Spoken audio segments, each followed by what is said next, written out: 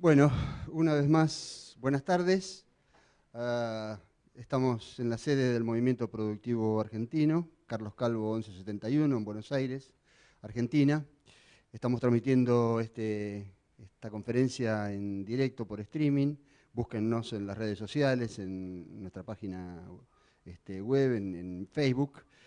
Hoy tenemos un tema que se corre un poquitito de los que han sido habitualmente nuestros temas más comunes.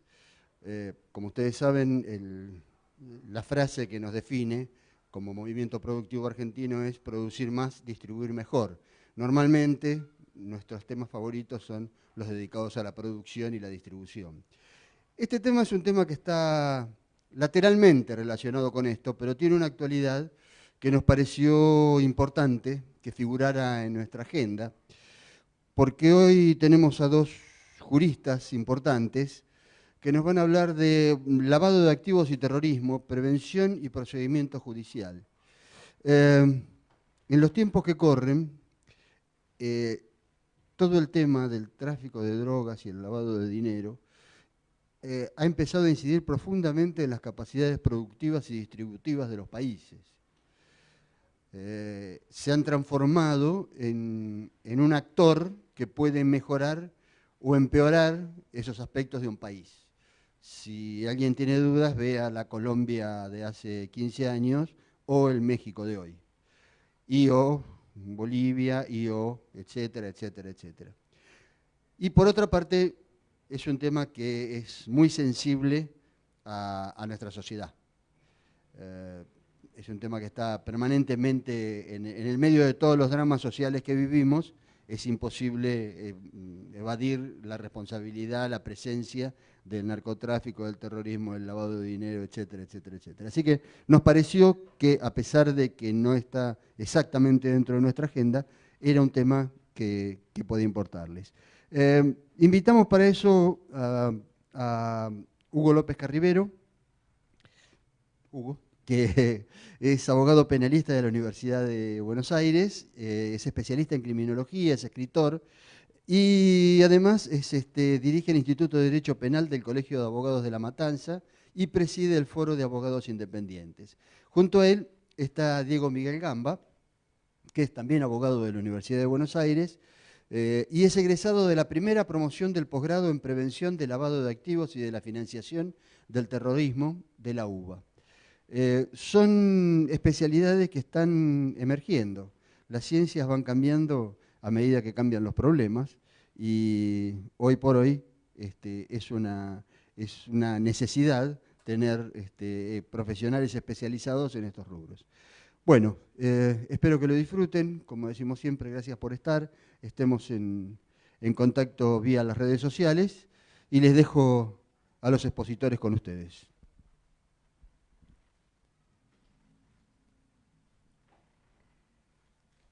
Hola, buenas tardes. Bueno, muchas gracias al Movimiento Productivo Argentino por la invitación a participar de esta charla.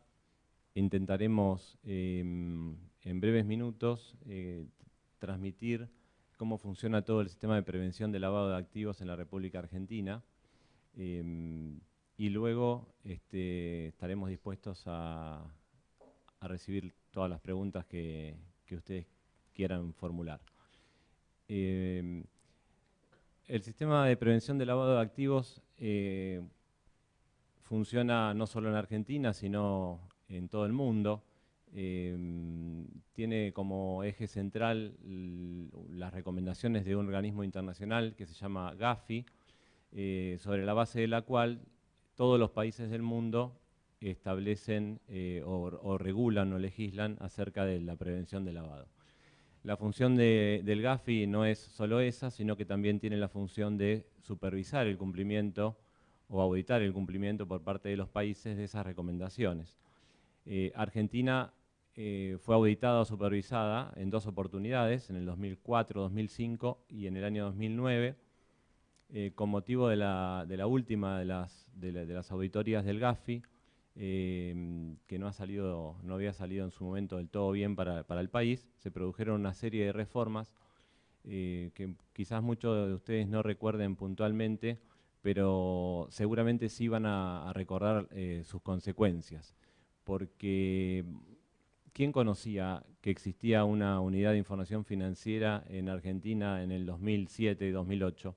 Calculo que los que trabajábamos allí nomás, o muy poca gente más. Sin embargo, en estos momentos, y a partir de una serie de reformas legislativas, procedimentales y supervisiones que se han hecho, en fin, de la puesta en marcha con mucho más fuerza del sistema preventivo, cualquiera que quiera hacer una operación bancaria o la compra de un inmueble o incluso la compra de un automotor, hoy sabe que tiene que llevar consigo no solamente el dinero para hacer la compra y la operación, sino también la documentación que acredite el origen lícito del dinero. Ese cambio se logró gracias a un esfuerzo legislativo y también de la propia Unidad de Información Financiera y también de los sujetos obligados que luego veremos que tienen una participación esencial en el proceso o en el sistema preventivo. A la par que existe el GAFI, existen organismos regionales que nuclean a los países de diversas regiones del mundo. En el caso de Argentina, el organismo se llama GAFILAT y nuclea a todos los países de habla hispana, desde México hacia el cono sur. El sistema preventivo de lavado de activos tiene una doble condición, es decir, es un sistema integrado por sujetos del ámbito público y del ámbito privado. Obviamente requiere de la sanción de leyes, con lo cual interviene el Poder Legislativo. La UIF, que es el organismo central, está en el marco del Poder Ejecutivo. El Poder Judicial tiene gran incidencia en el tema cuando ya las causas o las investigaciones pasan a esa esfera y Hugo luego se va a referir a ese punto. Pero también hay que resaltar la importancia que tienen los sujetos obligados, que son sujetos en algunos casos públicos, pero en la mayoría privados. Son bancos, casas de cambio, agentes de bolsa, intermediarios en la compra de inmuebles, de automotores, es decir, hay una amplia gama de sujetos que luego veremos con algún detalle mayor. Son 40 sectores de la economía que están indicados en la Ley de Prevención de Lavado de Activos, que es la 25.246, y que tienen que colaborar con la Unidad de Información Financiera. La Unidad de Información Financiera, como les decía, es un organismo de la Administración Pública. Recientemente ha cambiado de la órbita de justicia al Ministerio de Hacienda y tiene como misión central la de recibir, analizar y eventualmente, luego de los análisis e investigaciones que realiza, reportar o denunciar ante el Ministerio Público las operaciones que considera que son sospechosas de lavado de activos. Para cumplir con esa tarea, la Unidad de Información Financiera tiene una serie de facultades que están listadas también en la ley que la creó, que es la 25.246. En ese sentido, la Unidad de Información Financiera puede solicitar informes a cualquier organismo, ya sea público o privado. También puede recibir denuncias por fuera de lo que es el sistema de los sujetos obligados, es decir, cualquier persona que no mencionada en la propia ley puede efectuar una denuncia voluntaria ante la Unidad de Información Financiera. Y básicamente lo que tiene la UIF como cuestión diferencial respecto de muchos otros organismos de investigación es que tiene una gran base de datos. De hecho, en muchos lugares se denomina que las UIF son esencialmente grandes bases de datos. ¿Por qué? Porque los reportes que tienen que hacer los sujetos obligados son introducidos en esa base y luego son, en la propia base, digamos, realiza un análisis de esa información en función de un sistema de alertas que tiene montado y de allí surgen los casos más preocupantes, que son los que la UIF tiene que proceder a investigar.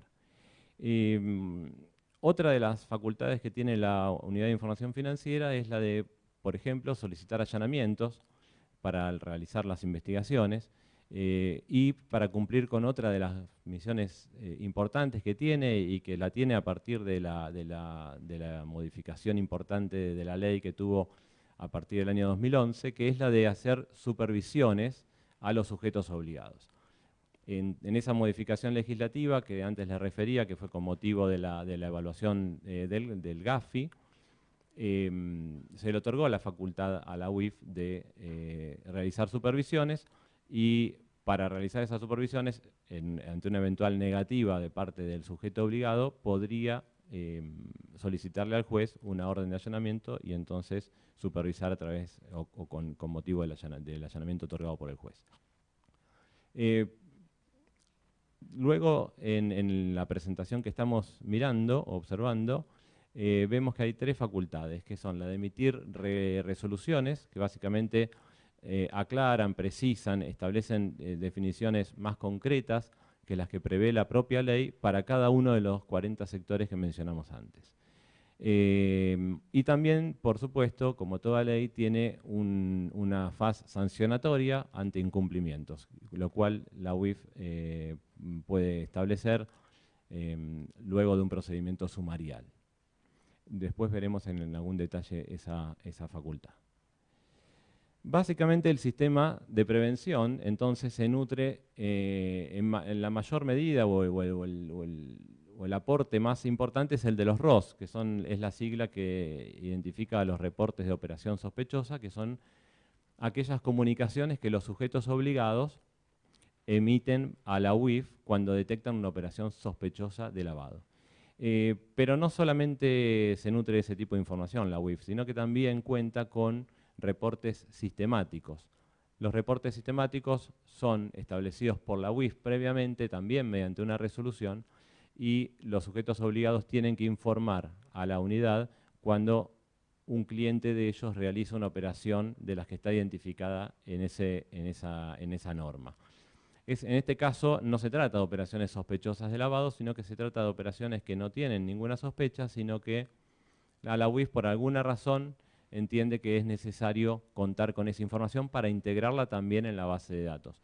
Para poner un ejemplo, los escribanos desde hace ya más de 10 años tienen que remitir a la Unidad de Información Financiera todas las operaciones de compra-venta de inmuebles que se realicen sobre propiedades que están en una zona que se denomina zona de frontera. Ese sería un caso, pero por ejemplo los bancos tienen que remitir el listado de sus clientes a la UIF en carácter de reporte sistemático, y así hay muchos otros reportes que están, la mayoría de ellos precisados en una resolución que para quien le interese es la resolución 70 de 2011 de la UIF. La UIF también puede recibir denuncias, como comentábamos antes, y hay otras fuentes de información que tiene la UIF, que provienen por ejemplo, de la colaboración judicial, porque la UIF, al ser un organismo administrativo, a veces es requerida su colaboración en calidad de perito, por ejemplo, para colaborar con una investigación judicial. Los procedimientos de supervisión también son fuentes importantes de información, porque se analizan diversos aspectos de la actividad del sujeto obligado e incluso de operaciones que realizó. Y una cuestión que también resalta la actividad de la UIF es la integración de la UIF con otras UIF del mundo. Prácticamente todos los países del mundo tienen una unidad de información financiera con distintos nombres, pero todas cumpliendo la misma función, interrelacionadas mediante una red especial de comunicación. Básicamente se refiere a intercambios de vía correo electrónico, pero seguro, y a través de esa información se reciben y se aportan informaciones entre UIF que luego podrán ser usados a veces con fines de inteligencia, es decir, en el seno de la Unidad de Información Financiera, y a veces como prueba, es decir, cuando se transmite al Poder Judicial para una investigación judicial. Básicamente se trata, como dijimos, de un organismo de la administración que recibe reportes. Los reportes no son denuncias, o sea, los sujetos obligados no hacen denuncias, hacen reportes. El reporte se trata de comunicarle una operación que por alguna razón, después veremos con más detalle, ha considerado inusual. La UIF recibe la información, la procesa, hace investigaciones, y luego, en alguno de los casos, llega a la conclusión de que efectivamente se trata de una operación sospechosa de lavado de activos, y en esos casos son los que se comunican al Ministerio Público Fiscal. El Ministerio Público Fiscal, a su vez, hace una propia investigación preliminar y si considera que amerita el tema, recién ahí se transforma en una denuncia judicial que es investigada por el Poder Judicial. Esto es importante porque, bueno, en el devenir de los años, muchos sujetos obligados habían planteado algún tipo de objeción en cuanto al cumplimiento de su tarea, porque decían que no estaban capacitados como para identificar y para hacer denuncias y otro tipo de cuestiones, por lo cual queríamos remarcar que la gestión que tiene que hacer un sujeto obligado no es la necesaria como para hacer una denuncia, eso vendrá eventualmente mucho después. Bueno, el compendio de normativa de la UIF es bastante grande. Acá están resumidas algunas de las normativas centrales, pero básicamente se trata de la Ley 25.246, una serie de decretos reglamentarios y luego normativa reglamentaria propia de la Unidad de Información Financiera que genera el marco normativo que tienen que cumplir los sujetos obligados. En este gráfico se muestran los distintos sectores que están obligados a informar a la UIF, que como les adelantaba son 40. Hay desde organismos públicos reguladores como el Banco Central, la Comisión Nacional de Valores, la Superintendencia de Seguros, hasta otros organismos de la administración pública, como por ejemplo los registros públicos de comercio, los registros de la propiedad inmueble, los registros automotor, los registros de barcos y aviones, y después también hay una serie de sujetos obligados del ámbito privado, que son bancos, casas de cambio, escribanos, intermediarios en la compra de inmuebles, automotores, una lista bastante extensa. Incluso hay los clubes de fútbol, por ejemplo, son sujetos obligados a informar a la Unidad de Información Financiera. ¿Qué obligaciones tienen los sujetos obligados? Bueno, las obligaciones surgen también de la propia ley y luego la reglamentación de la UIF efectúa algunas precisiones. Pero básicamente las obligaciones son la de conocer al cliente y cómo se conoce al cliente recabándole información, identificándolo y en los casos que corresponde elaborando un perfil del cliente, un perfil económico del cliente.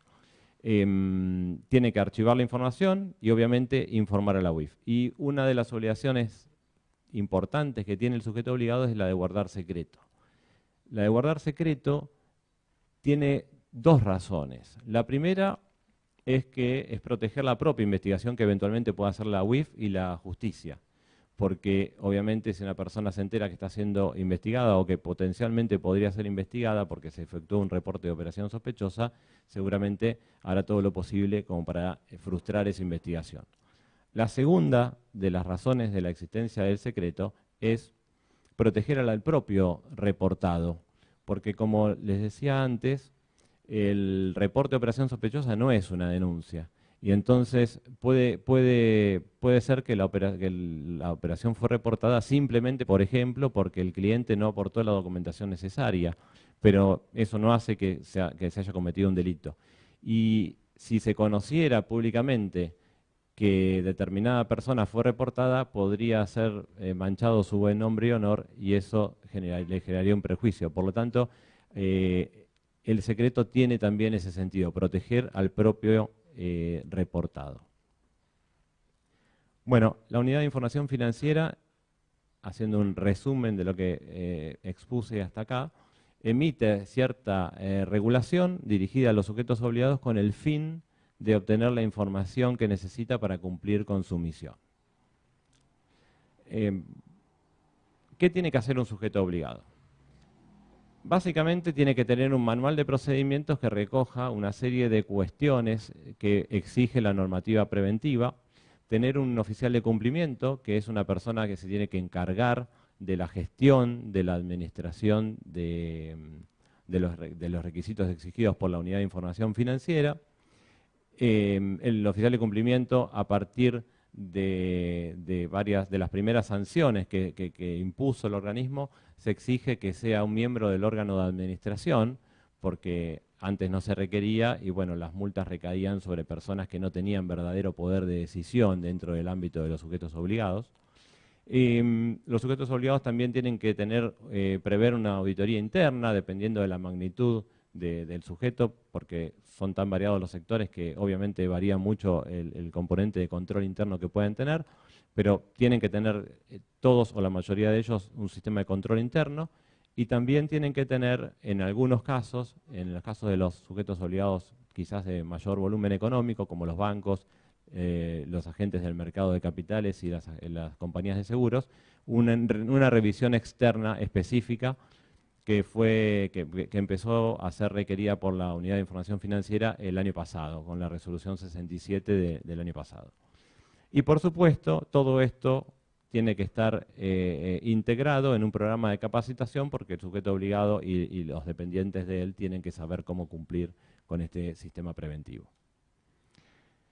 Básicamente entonces los sujetos obligados tienen que identificar al cliente, las diversas normas de la unidad prevén cómo identificar concretamente a las personas humanas, a las personas jurídicas. Tienen que hacer los mayores esfuerzos para conocer quién es el beneficiario final de la operación, es decir, no contentarse con conocer quién es la persona que aparece en un principio como actuando frente al sujeto obligado, sino saber si atrás de esa persona hay una persona, ahí está quien verdaderamente realiza la operación o por cuenta de quién verdaderamente se realiza la operación. Existen listados de terroristas emitidos por la Organización de las Naciones Unidas y los sujetos obligados deben cotejar si sus clientes están en esos listados o no a través de una consulta bastante sencilla que provee la Unidad de Información Financiera en la página web. También se tienen que tener en cuenta si las operaciones están vinculadas con paraísos fiscales o con países o territorios que son considerados por el Gafi como lugares que no cooperan en la lucha para la prevención del lavado de activos y la financiación del terrorismo. Y tienen que hacer un requerimiento especial a los sujetos obligados, a los que se vinculan,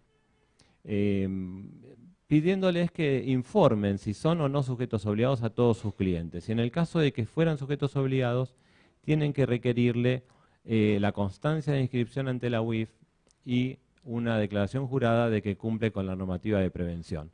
Este requisito es un requisito medianamente nuevo, establecido desde el año 2014, y se estableció porque en su momento en la UIF se veía que la tasa de registración de sujetos obligados era relativamente baja. Y a partir de este requisito, donde los sujetos obligados actúan como supervisores en alguna medida de la UIF, pidiéndole a otros la constancia de la registración, la tasa esa de registración se ha incrementado notablemente. Bueno, y por último, y de forma como una cuestión esencial del rol del sujeto obligado, tiene que elaborar un perfil de cliente, como habíamos mencionado antes.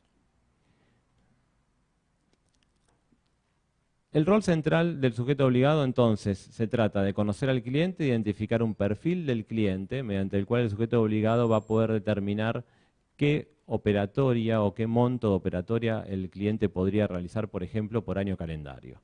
En la medida en que el cliente realice operaciones por hasta ese monto, las operaciones podrían ser consideradas por el sujeto obligado como normales y no tendría que surgir ningún tipo de alerta. Pero si en el transcurso del tiempo de la relación con el cliente y mediante el monitoreo que el sujeto obligado tiene que hacer de la relación con el cliente surgiera alguna operación que se escapa del perfil, bueno, ahí el sistema preventivo establecido por el sujeto obligado debería emitir una alerta. Esa alerta debería ser gestionada por el oficial de cumplimiento o el equipo de gente que trabaja con él para investigar un poco más acerca de la operación y poder determinar si esa operación se trata de una operación inusual o sospechosa o simplemente es una operatoria normal. Para poner un ejemplo, seguramente cualquiera de los que estamos aquí o cualquier cliente bancario tiene un perfil determinado, pero si vende un inmueble va a exceder ese perfil porque el depósito del del dinero proveniente de la venta del inmueble va a exceder el perfil seguramente. Con lo cual, allí podría surgir en principio una alerta en el ámbito del banco donde se haga el depósito.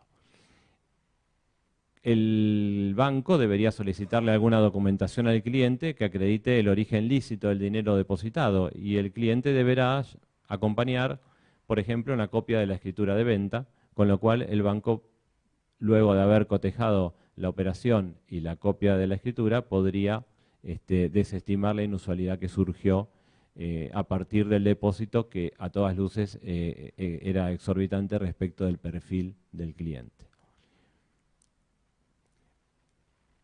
Tanto la ley como la propia regulación de la UIF tiene una definición de operación inusual y la regulación indica que son aquellas operaciones tentadas o realizadas en forma aislada o reiterada sin justificación económica o jurídica, ya sea porque no guarda relación con el nivel de riesgo del cliente o su perfil transaccional, o porque se desvían de los usos y costumbres y las prácticas de mercado por la frecuencia, habitualidad, monto, complejidad, naturaleza o características particulares. Es decir, cuando surgiera alguna operación que encuadra dentro de esta definición, el sujeto obligado debería proceder a hacer una evaluación más exhaustiva de la relación con el cliente y de la operación concreta. En definitiva, de la gran cantidad de operaciones que realiza un sujeto obligado, algunas de ellas, las que definimos recién, surgirán como inusuales y será sobre ellas que tendrá que gestionar la inusualidad el sujeto obligado.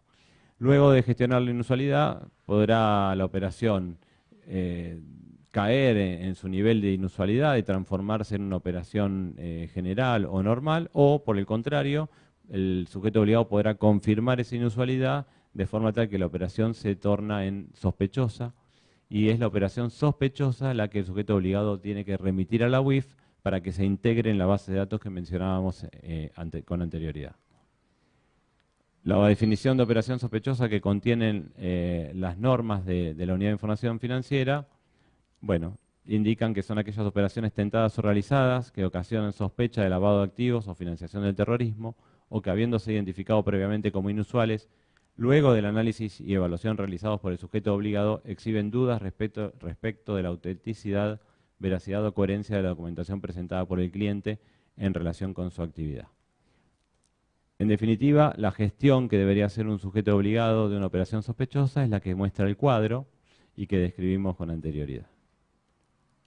Los reportes de operación sospechosa se tienen que efectuar a la Unidad de Información Financiera por vía electrónica desde el año 2011, y tienen que hacerse indicando, precisando cuál es la causa por la cual el sujeto obligado consideró que la operación fue sospechosa. También tienen que hacerse, según prevé la norma, dentro de los 50 días de que fue realizada la operación, y hay una precisión en las normas. Una vez que el sujeto obligado determinó que la operación es sospechosa, debe reportarla a la UIF en los 15 días siguientes. Siempre, por supuesto, dentro de los 150 días, pero si un sujeto obligado, por ejemplo, a los 45 días de realizada la operación, la califica como sospechosa, bueno, antes del día 60 deberá reportarla. Eso en cuanto a los reportes del lavado de activos. Los reportes que tienen que ver con casos de financiación del terrorismo o eventual financiación del terrorismo, por supuesto, por la propia naturaleza, tienen un plazo mucho menor, que es de 48 horas para ser realizados. Las normas de la UIF tienen una serie de indicios en cada una de las normas dirigidas a los diversos sectores que ayudan al sujeto obligado a identificar cuáles operaciones podrían ser sospechosas. Algunos de los sujetos obligados, como dijimos antes, tienen que hacer, aparte de los reportes de operación sospechosa, tienen que emitir reportes sistemáticos. Estos reportes que definimos antes son independientes, por lo tanto, si tuvieran alguna operación que fuera sospechosa, pero que también es reportada porque encuadra dentro del reporte sistemático, deberían efectuarse ambos reportes, ¿no? Y por las razones que indicamos antes, obviamente el reporte de operación sospechosa es confidencial o secreto. También por lo que dispone el artículo 21, inciso C, y 22 de la Ley 25.246. Este cuadro, que está tomado de un informe de gestión de la Unidad de Información Financiera, muestra gráficamente todo lo que describimos antes. En el centro del gráfico aparece la Unidad de Información Financiera. En la parte superior del gráfico aparecen los sujetos obligados con los distintos reguladores. Y los reguladores, en el caso de que existan, por ejemplo, en el caso del Banco Central con relación a las entidades financieras, son quienes colaboran con la Unidad de Información Financiera en la supervisión de los sujetos obligados para el cumplimiento de las normas. Otros sujetos obligados, por poner un caso, los escribanos, como al no tener un organismo regulador específico, son supervisados directamente por la Unidad de Información Financiera. El cuadro también muestra cómo la información que llega a la Unidad de Información Financiera es integrada en la base de datos que tiene también una matriz de riesgo, de la cual surgen los casos que son investigados, también surgen los casos que van a motivar una supervisión por parte de la UIF, e incluso, luego de realizada la investigación, se puede, o con motivo de la supervisión realizada, se puede iniciar un procedimiento sumarial para imponer multas a los sujetos obligados. Efectuada la tarea de investigación, la operatoria, si se considera sospechosa, como dijimos, puede ser remitida, o de hecho, si es sospechosa, tiene que ser remitida a la justicia, para que la justicia haga la investigación. Las fuentes de casos sumariales o de sumarios en la UIF son tres. El propio análisis que realiza la UIF de cruzamiento de información, a partir del cual puede detectar que una misma persona efectuó una operación con un sujeto obligado y también con otro, pero solo uno de ellos reportó, por lo tanto puede iniciar en esos casos un sumario al sujeto obligado que no reportó para profundizar acerca de por qué razón no reportó.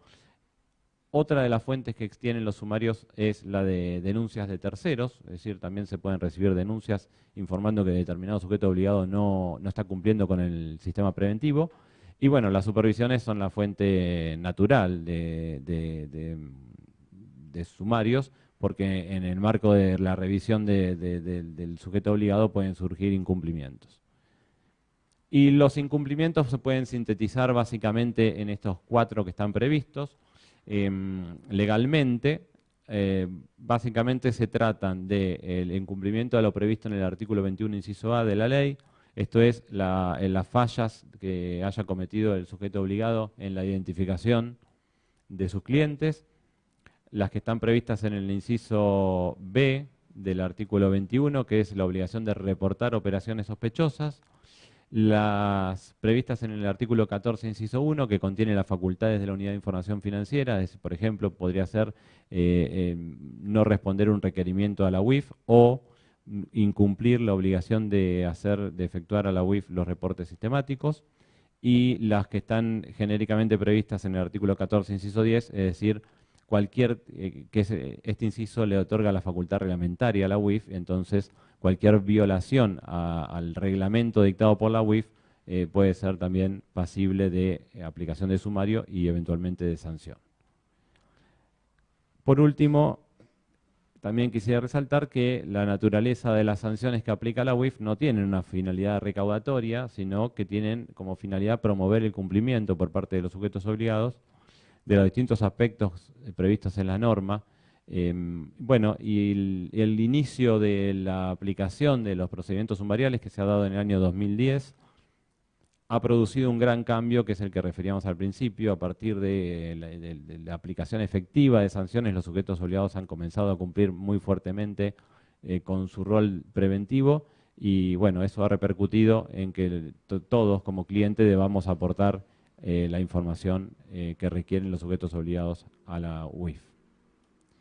Y bueno, con esto les agradezco mucho, espero haber cumplido con el tiempo que teníamos. Ha sido una apretada síntesis, se pueden hablar días enteros sobre el tema, pero bueno, creo que por lo menos en mi visión he transmitido algunos aspectos esenciales del sistema preventivo y quedo disponible para preguntas, no sé si van a ser ahora o luego de la exposición de Hugo.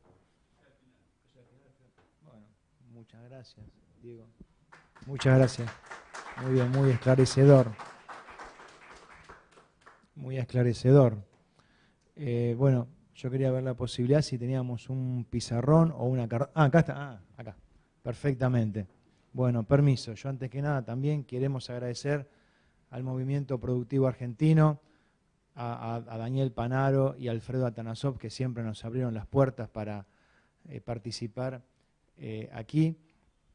Y la intención mía, complementando con lo que Diego venía desarrollando, era precisamente ver la situación judicial, cómo se desarrolla una situación judicial, fundamentalmente en el ámbito de la justicia federal, en el emblemático edificio de Comodoro Pi, que allí es donde se establecen las cuestiones que tienen que ver con las investigaciones penales en torno a esta problemática.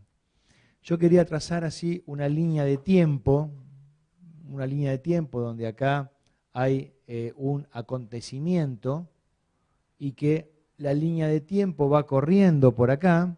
Esto es una flecha que avanza la línea de tiempo, a veces avanza muy rápido, a veces muy lento y a veces con una celeridad procesal normal, una celeridad procesal atendible y pertinente. Pero de acuerdo a la causa que se trate y a la complejidad de la causa y el juzgado que trata el tema en particular, suele suceder que avanza con mayor o menor velocidad.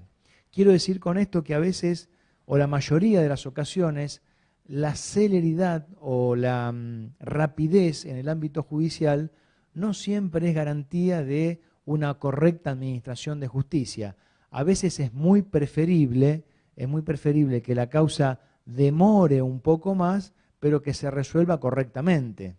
Esto lo digo porque muchos clientes en los estudios jurídicos nos dicen, bueno, yo quiero que esto salga rápido, que se resuelva rápido mi situación procesal, que si soy culpable ir a juicio oral y si soy inocente que me lo digan. Entonces, los abogados penalistas decimos, mire señor, nosotros vamos a hacer en su causa lo que nos conviene, lo que a usted le conviene, no lo que a usted le gusta.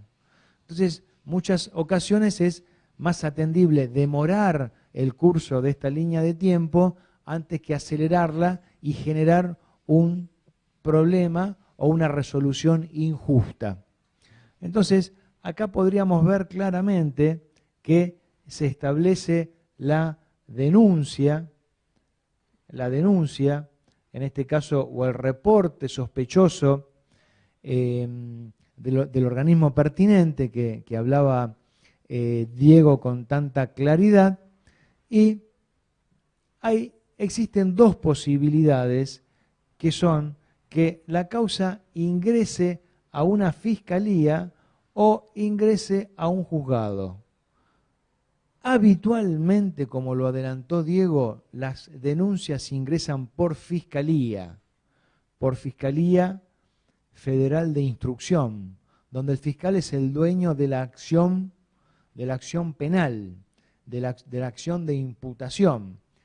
Otras veces ingresa por el juzgado, y en el caso en que ingrese por el juzgado, el juez tiene la obligación, en función del artículo 180 del Código Procesal Penal de la Nación, de correr revista al fiscal. Es decir, le dice, mire señor fiscal, acá recibí esta denuncia, hay algunos elementos de prueba, hay algunas cuestiones, pero no, a mi modo de ver no está completa, y voy a hacer uso del artículo 180 del Código Procesal Penal de la Provincia de Buenos Aires, que es correrle traslado a usted, correrle vista a usted para que usted, señor fiscal, se expida.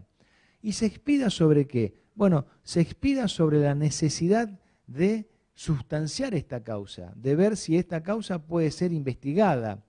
No va a decir el fiscal si hay una persona culpable o inocente porque es demasiado prematuro.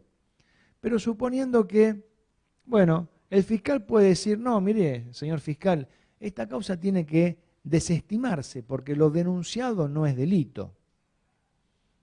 Lo denunciado no está dentro de la tipicidad de la ley, no está dentro de lo que se establece en la normativa legal vigente, así que eso puede ser desde ya desestimado. En otras ocasiones, cumpliendo la manda del artículo 180 del Código Penal, El fiscal, por el contrario, dice, sí, señor fiscal, sí, señor juez, yo entiendo que acá hay mérito suficiente para investigar. Lo que la UIF está manifestando, o precisamente lo que el banco privado o público, o la escribanía, o la sociedad bursátil, o la financiera, han informado a la justicia, es motivo suficiente para investigar, para llevar adelante una investigación penal preparatoria. En esos casos es muy frecuente que, además de decirle, señor juez, vamos para adelante con una investigación, también es muy frecuente que el fiscal ofrezca elementos de prueba. Decirle, bueno, mire, a partir de este momento vamos a tomarle declaración testimonial al presidente del banco, vamos a llamar a una información sumaria a la persona que depositó ese dinero, vamos a investigar cuál es el estado de cuenta, el estado previo a este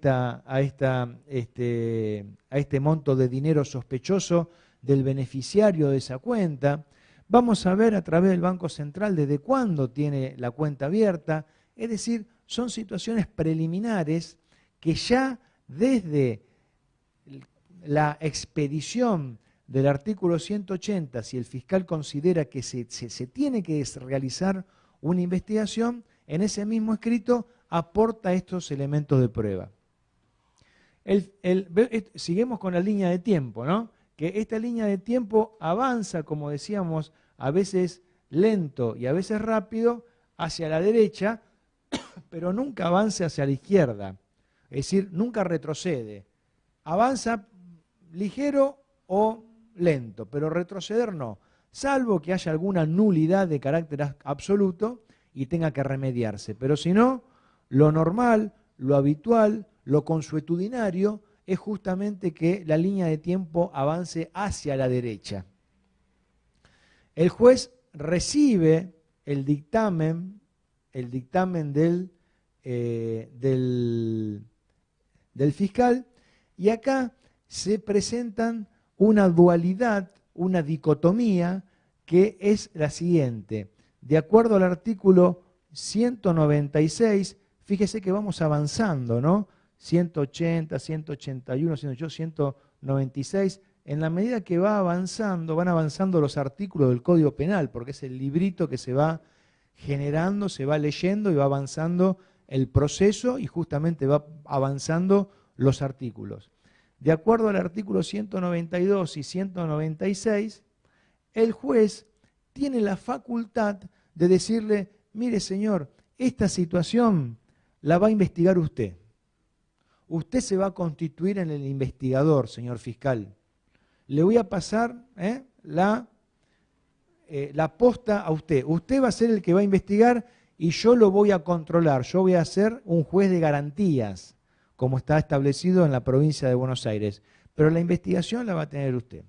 En otros casos, que es también en la mayoría de los casos, el juez conserva la investigación para sí mismo y es al revés, es el fiscal el que controla.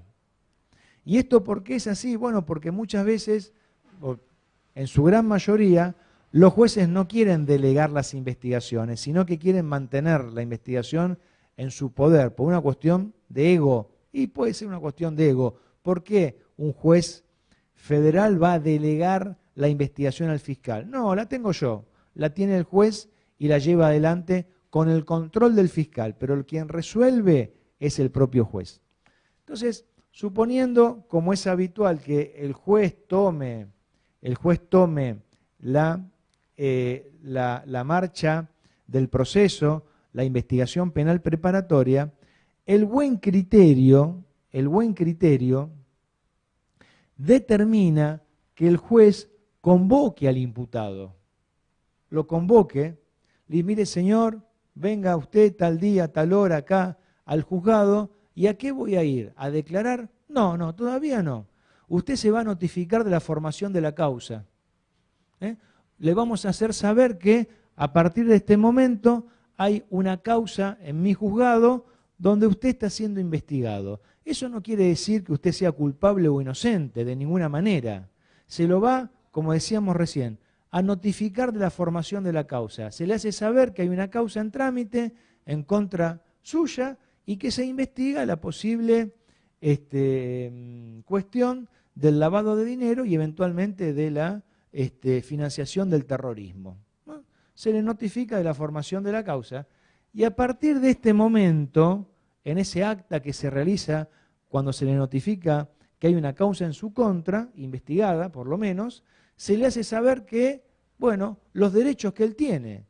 Los derechos son poner un abogado defensor, ser informado en su idioma que comprenda, ofrecer pruebas, ofrecer testigos, proponer peritos de parte para que puedan, digamos, ahondar en su posible inocencia. Es decir, a partir de este momento se le garantiza el derecho de defensa.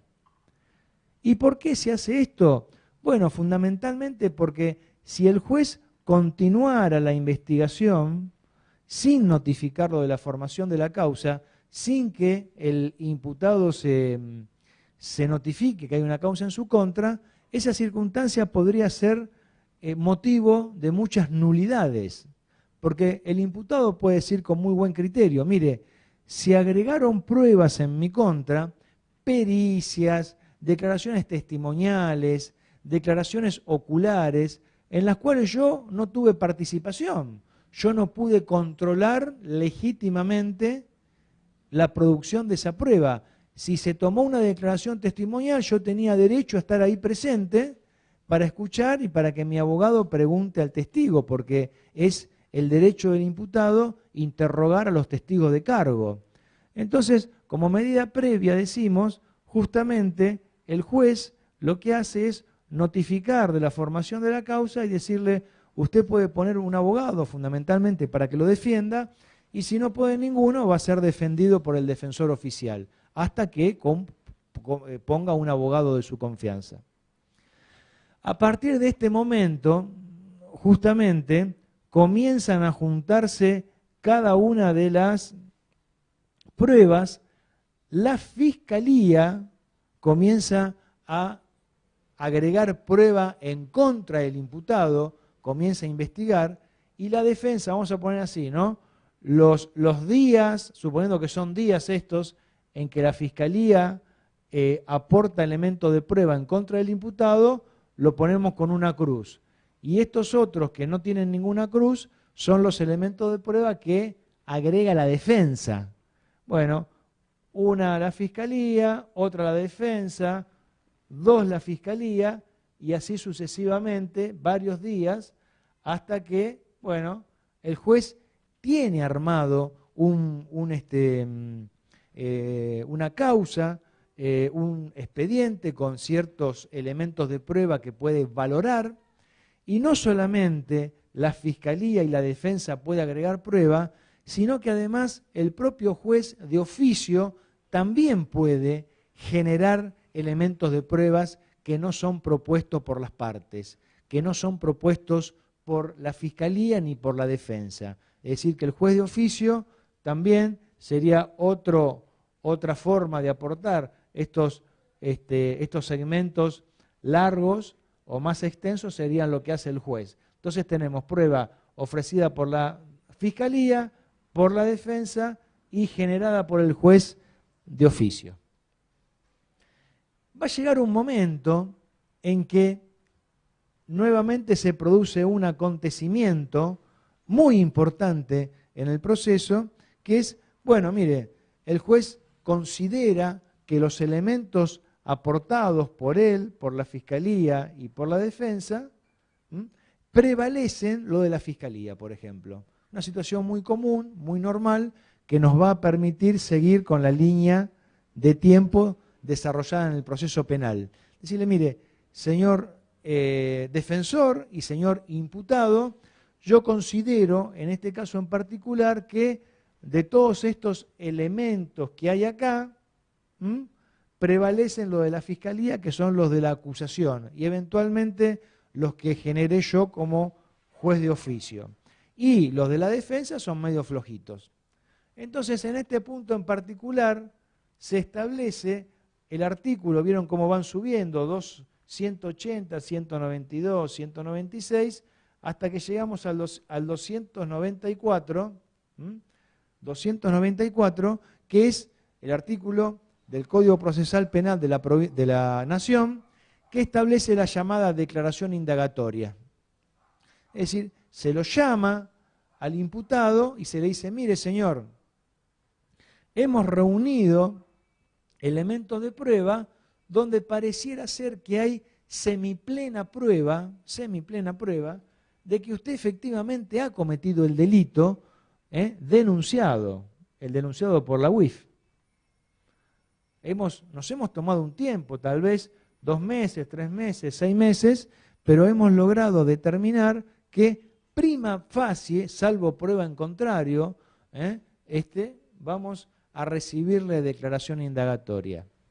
Esta declaración indagatoria, que sale por los diarios ese nombre y sale por las radios y por la televisión, bueno, a tal funcionario se lo convoca una declaración indagatoria, a tal empresario se lo va a indagar, a tal imputado se lo va también a recibirle, está citado como imputado para recibir la declaración indagatoria, puede tener 2 lecturas.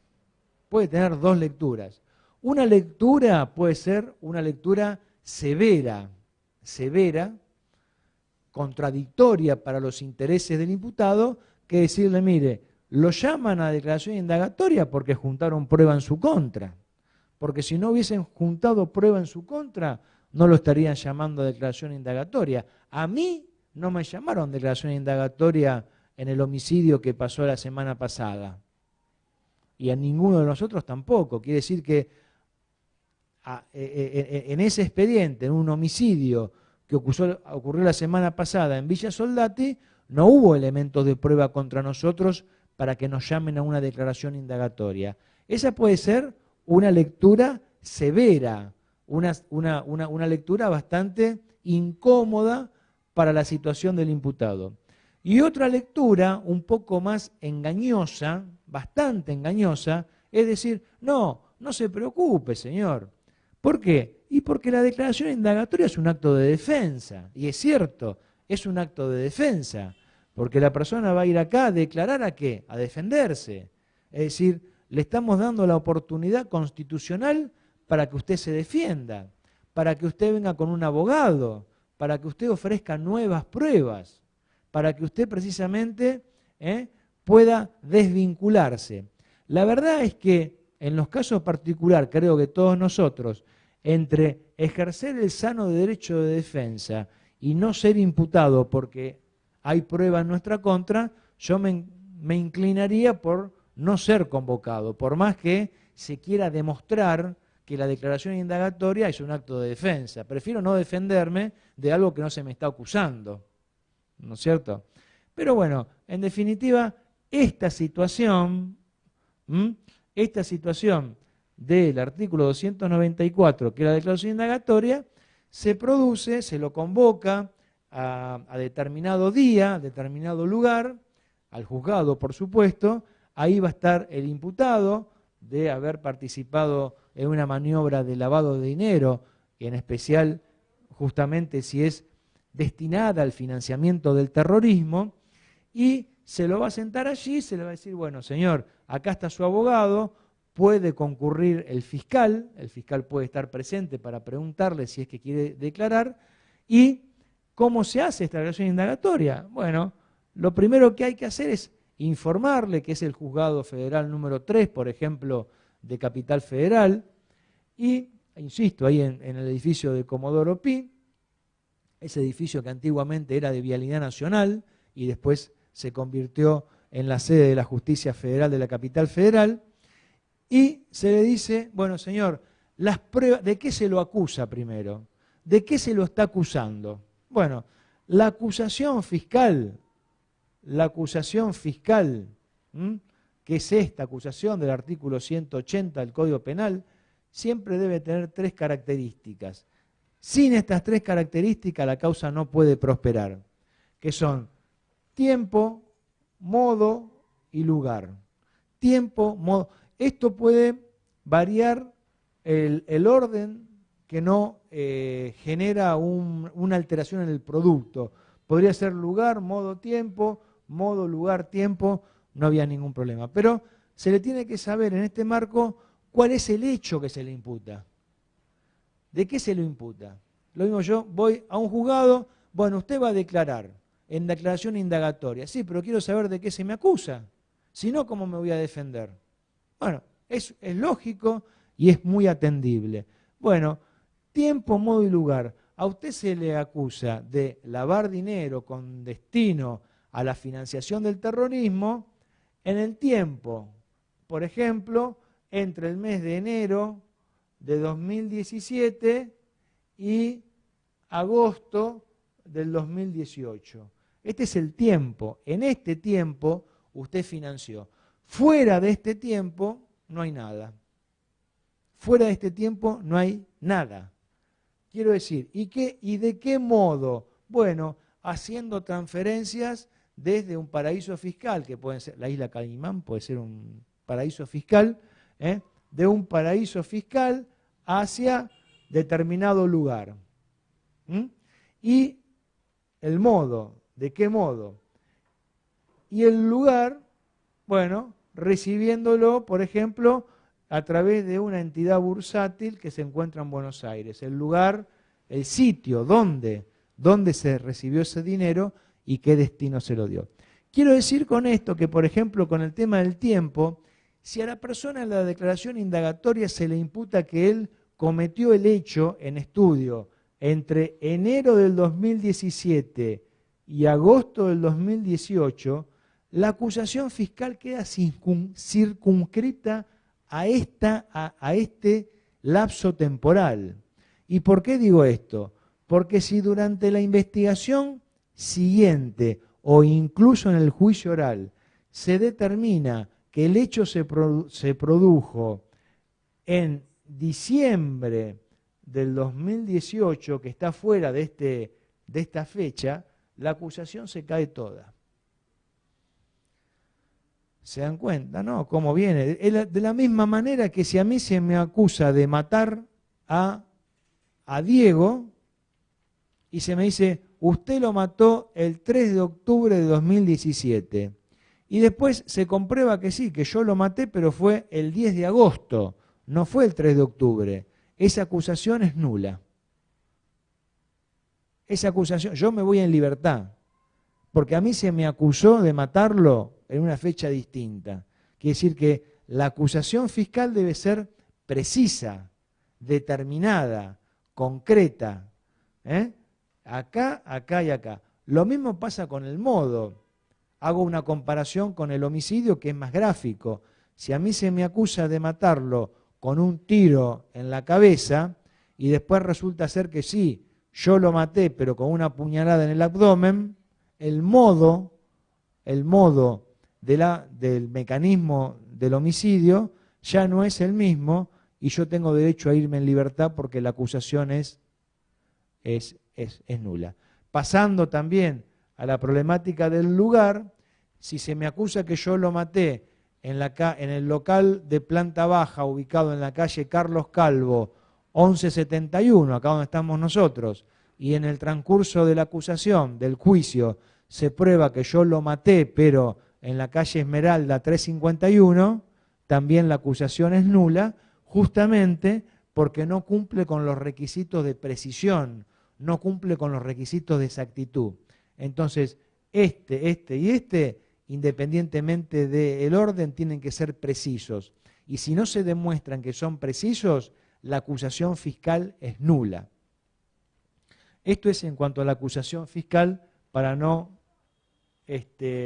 confundir, lo voy a borrar un poquitito.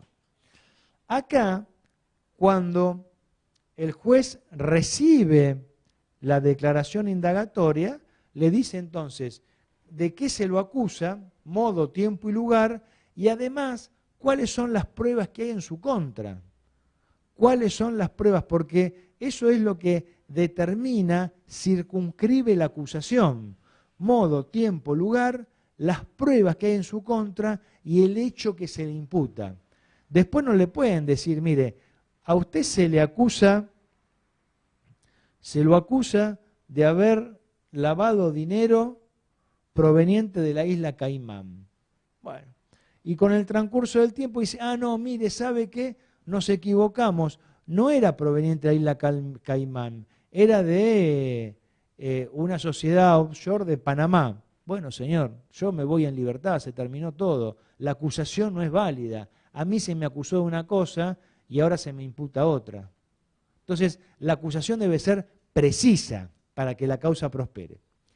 Luego de esta declaración indagatoria, el juez cuenta con 10 días, que es lo 1, 2, 3, 4, 5, 6, 7, 8, 10, que son los llamados en el Código Procesal Penal de la Nación, son los términos fatales. Fatales o términos perentorios. ¿Para qué? Bueno, para resolver la situación procesal. Vieron que acá la defensa y la fiscalía se fueron peleando, aportando prueba pertinente para que justamente la fiscalía acuse y la defensa cumpla su rol de defensor. Y acá, en estos días, luego de la declaración indagatoria, en estos términos fatales de 10 días, como decíamos, hábiles, se redobla la actividad de la fiscalía y de la defensa. Se intensifica de la manera más importante porque la persona ya fue indagada, ya está comprometida, ya tiene un compromiso mayor que antes, acá estaba denunciada y acá está indagada. Es decir, el acercamiento a una eventual sentencia condenatoria es paulatino. Primero es denunciado, después es acusado, después es indagado, y ahora vamos a ver qué pasa después de ser indagado, después de la declaración indagatoria. Pero en estos 10 días, tanto la Fiscalía como la defensa hace prevalecer otros elementos de prueba que no fueron tenidos acá. ¿Y cómo lo hace? Buscando, investigando.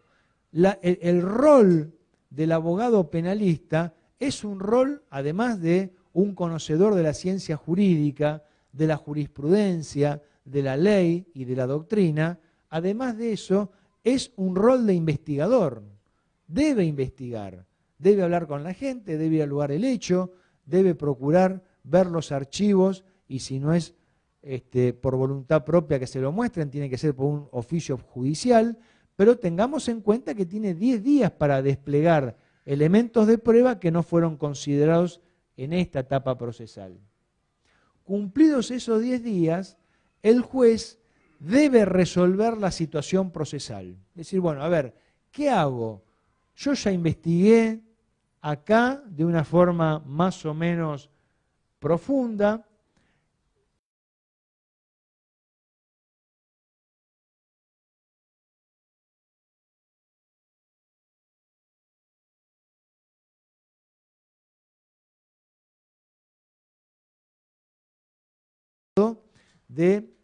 El proceso.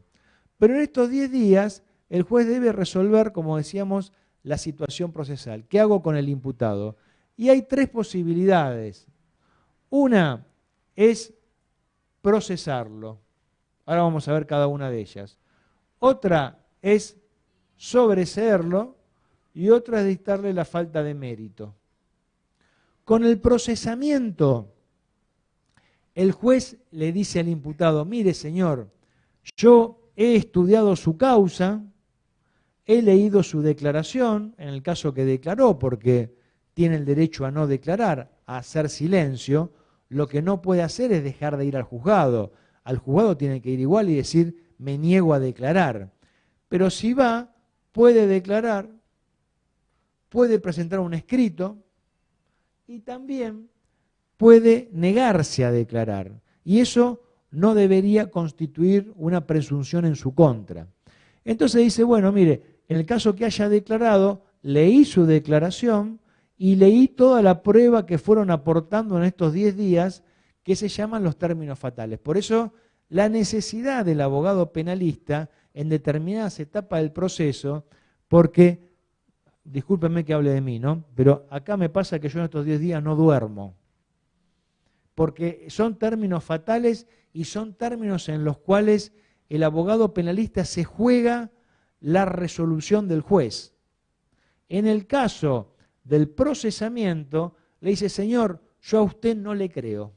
Tampoco le creo al abogado, porque la prueba que nos fue brindando fue endeble. Le creo más a la fiscalía. Entonces lo dejo procesado. ¿Qué es el procesamiento?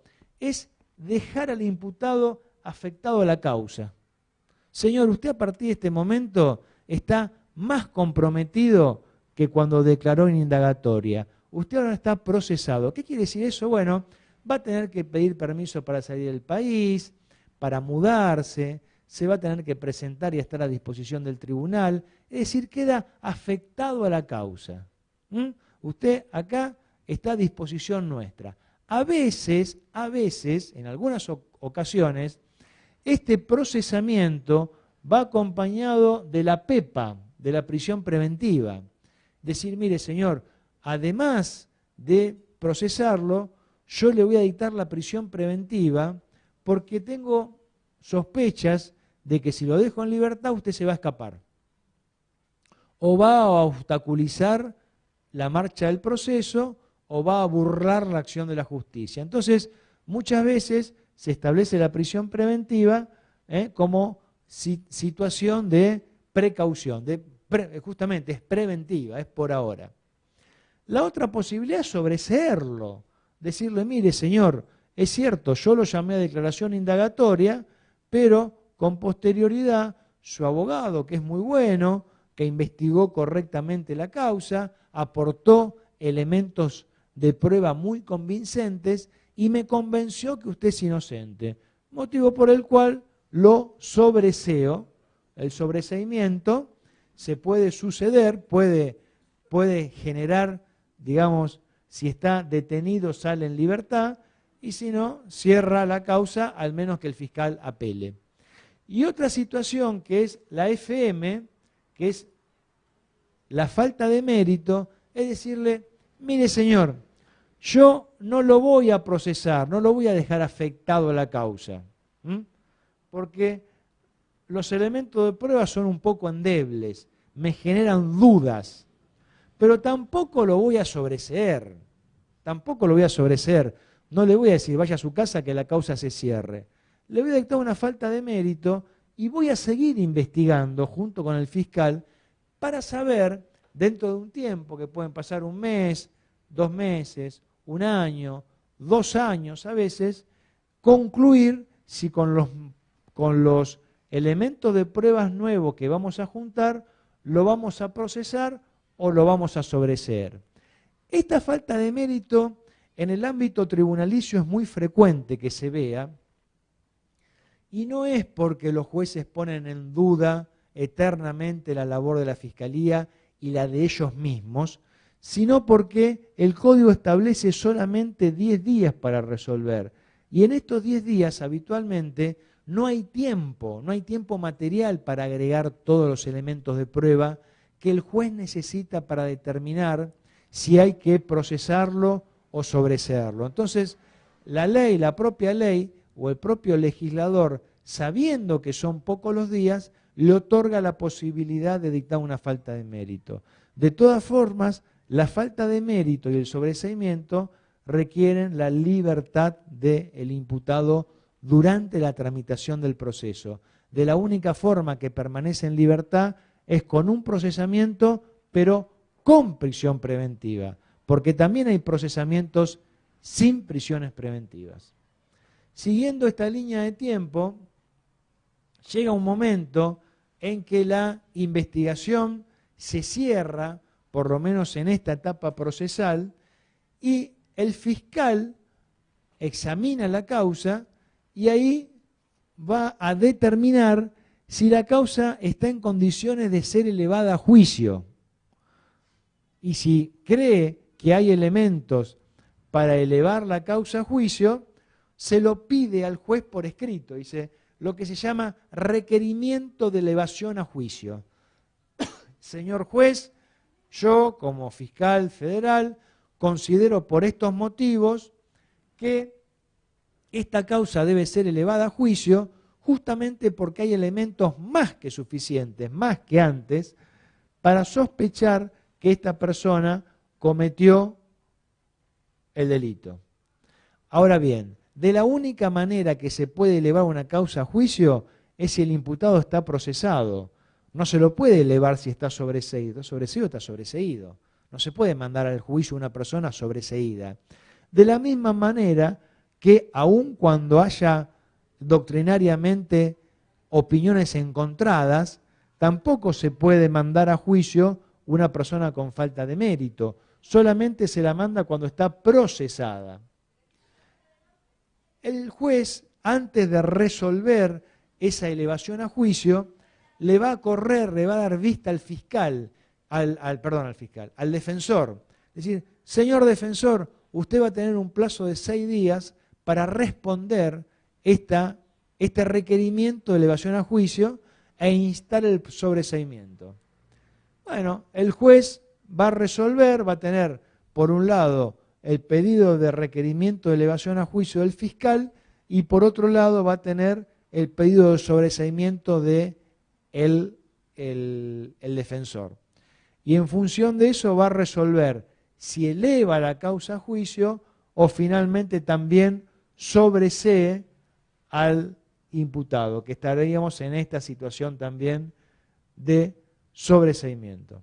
Entonces, como podrán ver, la situación probatoria, que es lo que muy lamentablemente muchos abogados esperan que se generen condiciones más favorables por milagros, el milagro no existe. Esta situación hay que generarla antes de la indagatoria. Y si el defensor tiene la mala suerte de que lo indagan, tiene 10 días para desplegar con mayor virulencia, con mayor agresividad, elementos de prueba que desvirtúen las sospechas que generó la necesidad de llamar a declaración indagatoria a su defendido. Esta línea de tiempo podría continuar acá abajo y en el momento en que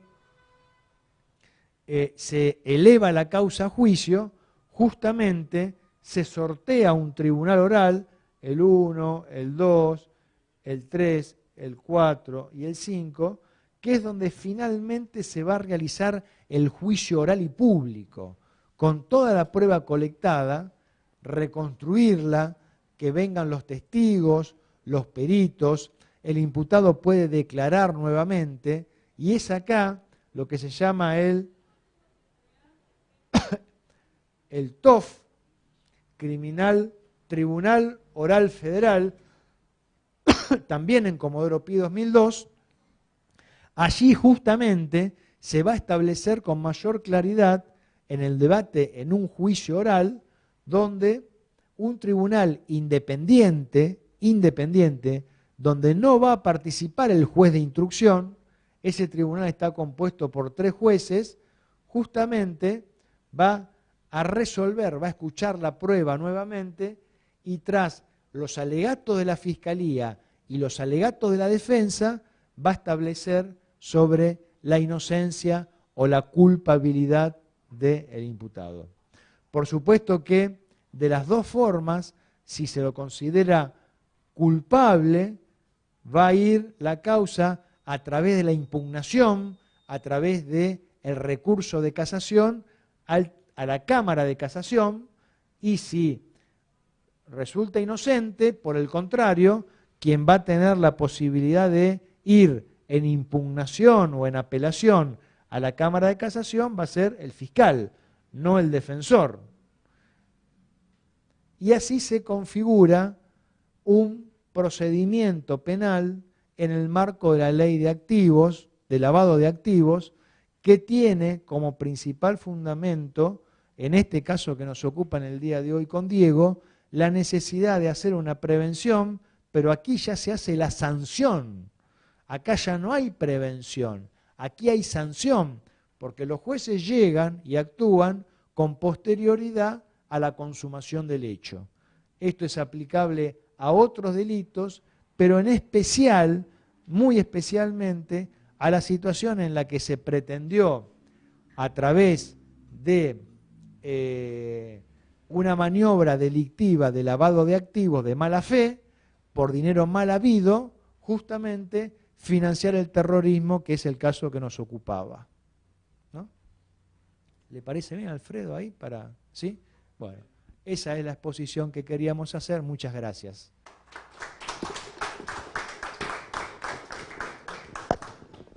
Bueno, muchas gracias. ¿Alguien quiere hacerle alguna pregunta a los expositores?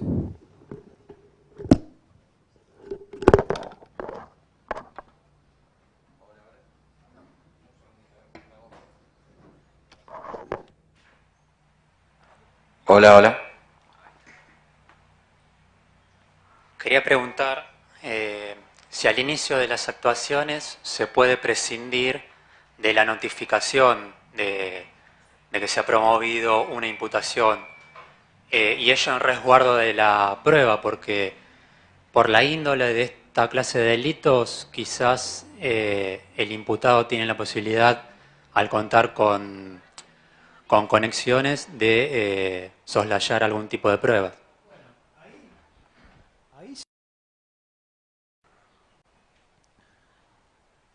La balanza, ahí se va a poner en juego la balanza de, bueno, es una balanza así, ¿no? Una balanza con dos platillos, ¿sí? Que es hacer que la investigación prospere aun cuando el imputado no esté notificado, sería este platillo. O garantizar el correcto derecho de defensa de cualquier ciudadano.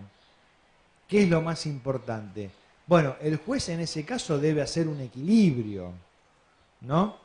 Si los elementos de prueba que se van a sustanciar son reproducibles, se pueden volver a ver más adelante, no habría problema para notificar al imputado con posterioridad.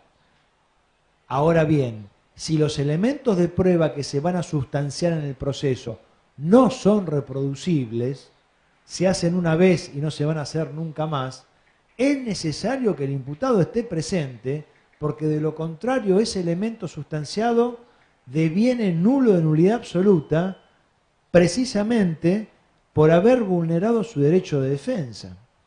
No es algo, por supuesto, esto una situación matemática, pero lo más sano, lo más correcto y lo constitucionalmente admisible es que el imputado pueda controlar debidamente con su abogado y con sus peritos el transcurso de la prueba.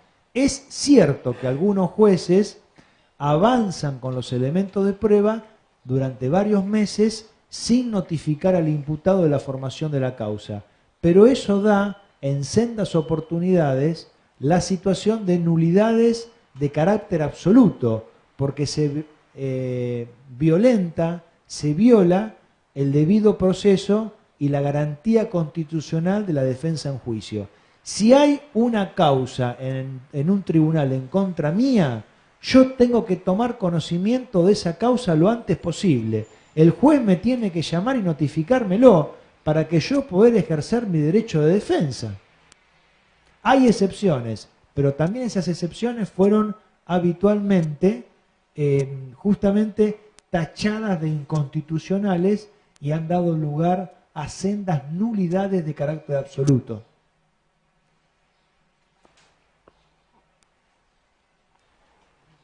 Buenas tardes. Un tema muy importante para nosotros. Soy como especialista en tema de narcotráfico y sobre narcoterrorismo. En estos 25 años de trabajo nos encontramos, no sé para la pregunta para los dos, pero la pregunta sería, el escenario es muy difícil ante a veces la falta de decisión política y las estructuras que tiene el Estado para el seguimiento del lavado de dinero cuando viene del narcoterrorismo, en función de la cantidad de personajes y escenografías que viene asentado ese dinero, más allá que se enfoca en el desenvolvimiento, por ejemplo, en las inversiones en megas inmobiliarias en Argentina. Pero la base de toda esa transferencia de juegos, del narcoterrorismo en la parte financiera, a veces hace muy imposible que el fiscal llegue a trabajar en función de presentar las pruebas necesarias. No sé si me doy claro en las preguntas. En los tiempos si pueden estar asignados a estos procesos. Absolutamente de acuerdo. El narcotráfico, en cuanto a la esencia de su actividad, la fabricación de la materia prima, el transporte, el ingreso eventualmente a nuestro país, la comercialización al menudeo y siempre en efectivo. ¿No? Yo no conozco que nadie compre en los barrios con el Postner, ¿no es cierto? Sí, con un cheque. Siempre en efectivo. Es cierto, genera una dificultad investigativa mucho mayor que si la causa se inicia con un depósito en efectivo en un banco, directamente. Genera una dificultad porque hay que retrotraerse a elementos probatorios como es el efectivo, que hoy vemos que resulta ser elementos mucho más rústicos y más rudimentarios que un Postner o una transferencia bancaria o el depósito de un cheque. La justicia federal, en este caso, está en condiciones a medias. A medias. No hay una... Entonces, el personal policial muchas veces ofrece elementos de prueba que en sendas oportunidades no son descifrados y no son comprendidos correctamente por el juzgado federal. A veces por negligencia y a veces por desconocimiento. Y entonces, por supuesto que eso va pasando en el tiempo, meses, a veces semestres, a veces años, y como se dice habitualmente en el ámbito tribunalicio, el tiempo que pasa es la verdad que huye. De todas maneras, también, como decía Monseñor Romero, en sendas ocasiones, la justicia es como la serpiente, solo muerde los pies descalzos. Bueno, yo quería agregar algunas cosas. La voluntad política es central, pero para todo, ¿no? No solo para el lavado, para la prevención del lavado de activos y no solo para la prevención del lavado de activos proveniente del narcotráfico. Bueno, no es que lo diga yo, el propio Gafi, el organismo internacional, dice que para el combate del lavado de activos la voluntad política es central. Y esa voluntad política, en lo que tiene que ver con la prevención del lavado, viene no solo en Argentina, sino en todo el mundo, de la mano justamente de esas auditorías que hace el Gafi. Porque todos los países tienen problemas con el sistema de prevención. El sistema de evaluación del Gafi en general da con algunos errores en todos los casos. Incluso países centrales tienen problemas, algunos graves, con las evaluaciones. Pero bueno, como cada tantos años hay una evaluación del Gafi, con posterioridad a la evaluación se tienen que solucionar, porque se hace un seguimiento del resultado, y se tienen que seguir solucionando los problemas detectados. Eso es lo que yo refería que pasó en Argentina entre el 2010 y 2014, como producto de esa evaluación del año 2009. Después se relaja todo, y Argentina va a ser evaluada de vuelta en el 2021. Con lo cual, en el 2022 a 2025 nos ocuparemos de solucionar todos los problemas que detecte el Gafi en el 2021. Y así sucesivamente en Argentina y en el mundo. Así funciona el sistema. Es una política pública esto. Sin la política pública, sin voluntad política, no tiene sentido, no tiene fuerza. ¿Quién la empuja? Digamos. Eso por un lado. Por otro lado, en un país como el nuestro, con un 40, 50, pongan el número que ustedes quieran, de economía informal, una utilización de efectivo sumamente común se hace muy difícil luchar contra este tipo de delitos, mucho más difícil que en otros países. Casualmente hoy, a la mañana, leía una noticia de Dinamarca. La noticia refería que el organismo de control de lavado había sancionado a un chef y lo sancionó por cobrar un catering de 50.000 coronas danesas. Yo no sabía cuánto valían y me fijé cuánto salían, y sale una corona danesa son 5 pesos, o sea 50.000 coronas danesas son 250.000 pesos. Un chef danés cobró un catering por 250.000 pesos, no, un poco más de 250.000, porque hasta 50.000 coronas lo puede cobrar en efectivo. Este catering excedía eso. Y fue sancionado. Una multa de 5.000 coronas. La multa mínima es de 10.000 coronas.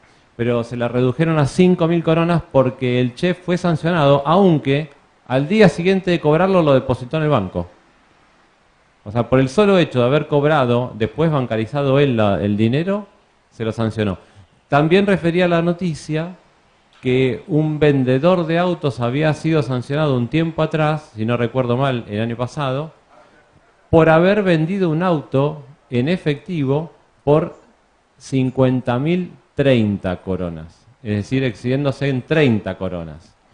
Bueno, en lugares como esos, obviamente todos los sistemas preventivos tienden a funcionar mejor, y en lugar de perseguir a muchísima gente por muchísimas operaciones, pueden perseguir este tipo de infracciones que hoy, por lo menos acá, parecen chicas. Pero nosotros tenemos una ley antievasión del año 2000 o 2001 que establece, desde hace 18 años, que las operaciones no se pueden realizar en efectivo. Sin embargo, todas las operaciones, o muchas de ellas, se realizan en efectivo. E incluso esa ley antievasión prevé que una de las operaciones más grandes que puede realizar cualquier persona, que es la compra de inmuebles, la prevé como excepción para que se pueda realizar en efectivo. O sea que es llamativo esa cuestión. No se ha podido solucionar, se ha avanzado con muchísimas cosas, eso es indudable, pero bueno, la economía informal y el uso extendido del efectivo son cuestiones que van muy en contra de la lucha contra la evasión, por supuesto, y contra y que perjudican la prevención del lavado muy fuertemente. Hola, buenas tardes, muchas gracias por la exposición. Yo quería hacer una pregunta concreta al señor Diego Gamba.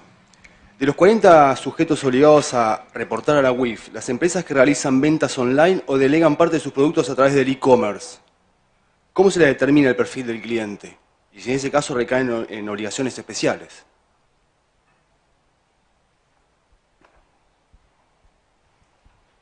Bueno, a ver si entendí la pregunta, para empezar.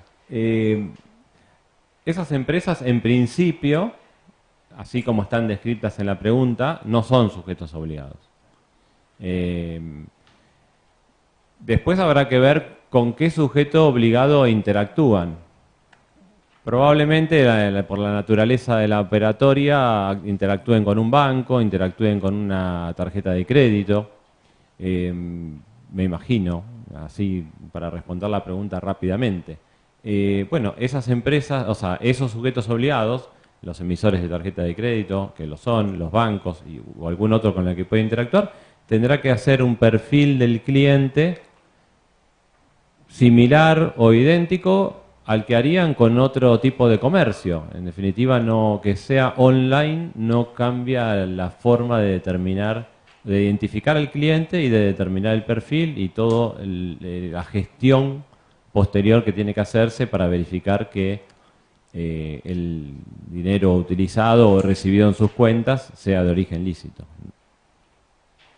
Bueno, muchas gracias por la exposición y a todos ustedes también por estar acá y seguirnos por las redes sociales. Nos vemos en el próximo encuentro.